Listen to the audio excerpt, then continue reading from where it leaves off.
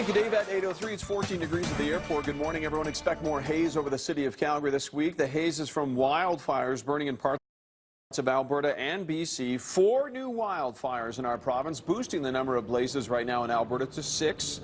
One of the largest is here, the Spreading Creek fire that borders Banff National Park near Rocky Mountain House. It's being held right now. 150 firefighters and 12 helicopters are managing this blaze, which started with a single lightning strike last week. So far, 6,800 hectares of brush and trees have been consumed, 2,500 of those hectares in the national park.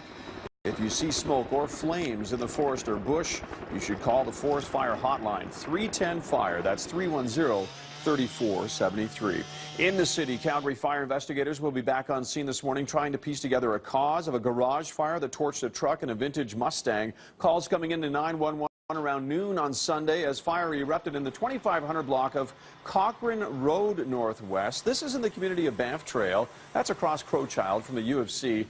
Lots of damage here to a double garage. Inside the garage, a truck and a 66 Mustang destroyed. An 89-year-old man lives alone in the house. He was working in the garage when the fire started. We were having breakfast, and actually the first thing I saw was smoke drifting by the front window. And someone else with us heard a bang. We looked out the side window, which faces the garage, the neighbour's garage, and saw the flames. Ran out the back door and saw the garage. I could see inside because the door was open. So the truck was in flames. I could see, the garage was well engulfed in flame. Thankfully, the homeowner is okay. He managed to escape the flames. No word yet on a damage estimate.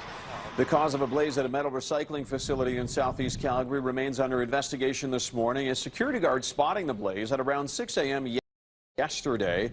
12 fire trucks helping get this fire under control. It was a burning pile of scrap. This is the second large fire at Calgary Metal in as many years. You may recall back in 2012, fire crews working for several days to put out a fire here, the same Ogden Road Southeast facility. Business news this morning, a good start for North American markets this Monday. Big boards trading up in the early going.